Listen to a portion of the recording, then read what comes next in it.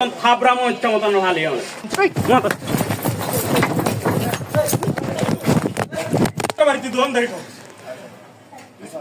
কেমনে দোয়ানদারি করো? এই যে খালাতো এলাকা স্থানীয় তুমি দেখো তুমি কেমনে দোয়ানদারি করো। এই যাত্রাবাড়ি এলাকা আমি কয়ে গেলাম।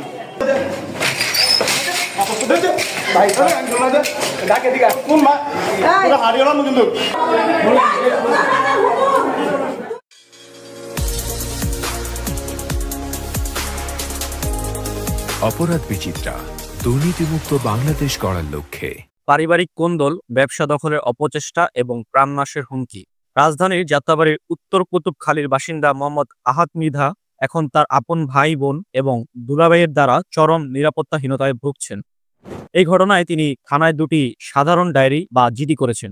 ভুক্তভোগী মোহাম্মদ আহাদ মৃধার অভিযোগ, তিনি 14 মাস ধরে উত্তর কুতুবখালী এলাকার নন্দন ফুড অ্যান্ড কনফেকশনারি নামক একটি দোকান চুক্তিতে পরিচালনা করে আসছিলেন।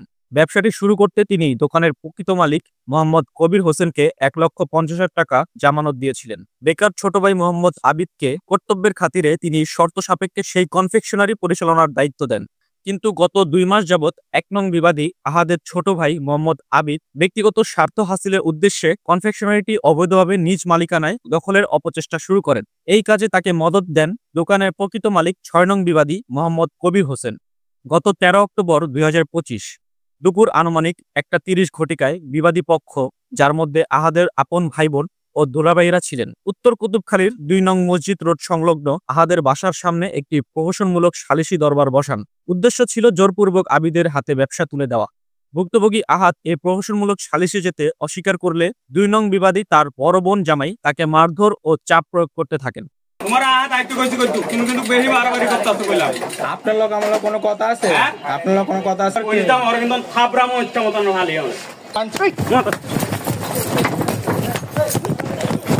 তুমি কেমনে দোয়ানদারি করো? এই যে খালাতো এলাকা স্থানীয় তুমি দেখো তুমি কেমনে দোয়ানদারি করো। এই যাত্রাবাড়ি এলাকা আমি কয়ে গেলাম। তুমি এটা কথা কও না, আমার কাছে হাস্যকর মনে হয়, বুঝছো? তুমি আমি বাট পান না বুঝছেন? কারো ক্ষতি করি না কখনো। এক পর্যায়ে 1 নং থেকে 5 নং বিবাদী সহ অজ্ঞাতনামা আরো 1-2 জন মিলে তাকে ও তার স্ত্রীকে প্রাণে মেরে ফেলার উদ্দেশ্যে তেড়ে আসেন। এ সময় কেচি গেট বন্ধ করার চেষ্টা করাকালীন তার মেজ ভাই 4 নং বিবাদী মোহাম্মদ রিয়াদ মৃধা তার গলায় আঘাত করেন। আহাদ এবং তার স্ত্রী তাহমিনা আক্তার সুমাইয়া জানমালের নিরাপত্তার কথা চিন্তা করে দ্রুত নিজ বাসস্থানে ঢুকে দরজা বন্ধ করে দেন।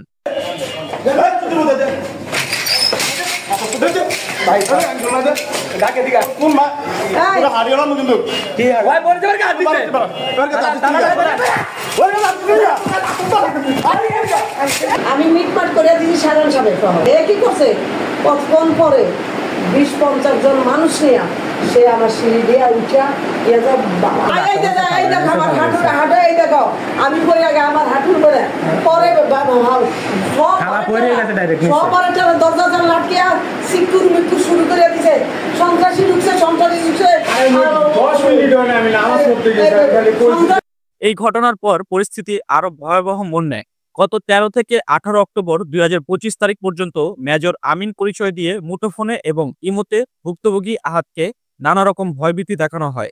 অকথ্য ভাষায় গালিগালাজ সহ গুটি চাল দিয়ে তুলে নেওয়ার হুমকি এবং মিথ্যা অজুহাতে 25,000 টাকা হাতিয়ে নেওয়ার চেষ্টাও করা হয়। একই দিন অর্থাৎ 13 অক্টোবর 2025 বিকেল আনুমানিক 3:15 ঘটিকায় ভুক্তভোগী আহাদকে পূর্ব পরিচিত 2 জনের মাধ্যমে ডেকে নিয়ে যাওয়া হয় সেই নন্দন ফুড বেকারির ভেতরে, যাদের নাম বাবু ও রাসেল। সেখানে 1 নং বিবাদী থেকে 6 নং বিবাদী পর্যন্ত সবাই মিলে পুনরায় একটি প্রহসনমূলক বিচার সালিশের নাটক করে।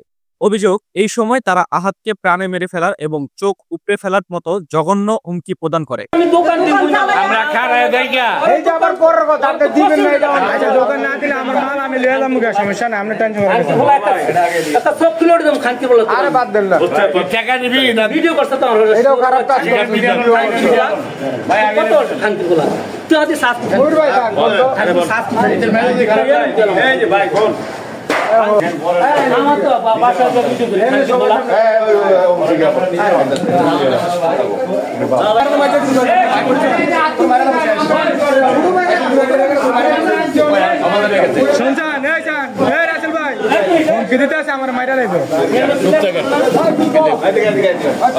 বর্তমানে আহাদ মৃধা ও তার পরিবার চরম নিরাপত্তাহীনতায় ভুগছেন। অভিযুক্তদের দ্বারা যে কোনো মুহূর্তে বড় ধরনের ক্ষতি আশঙ্কা করছেন তারা। এই সকল ঘটনার পরিপ্রেক্ষিতে ভুক্তভোগী আহাদ মৃধা যাত্রাবাড়ী থানায় 18 অক্টোবর 2025 তারিখে মেজর আমিনের বিরুদ্ধে একটি এবং 19 অক্টোবর 2025 তারিখে 1 নং থেকে 6 নং বিবাদী ও অজ্ঞাতনামাদের বিরুদ্ধে আরেকটি সাধারণ ডায়েরি বা জিডি দায়ের করেছেন। ভুক্তভোগীদের দাবি, অভিযুক্তদের বিরুদ্ধে দ্রুত আইনগত ব্যবস্থা না নেওয়া হলে যে কোনো সময় তার ও তার পরিবারের প্রাণহানি ঘটতে পারে। ডক্টর মোহাম্মদ ইউনূস স্যারের কাছে আমি আমার সুস্থ বিচার চাই। এই ঘটনার পরবর্তী আইনি পদক্ষেপ এবং তদন্তের সম্পূর্ণ অনুসন্ধানের ওপর আমরা নজর রাখব। এই সংবাদের অনুসন্ধান চলবে আমাদের অপরাধ বিচিত্রায়। চোখ রাখুন আমাদের চ্যানেলে, সাথেই থাকুন।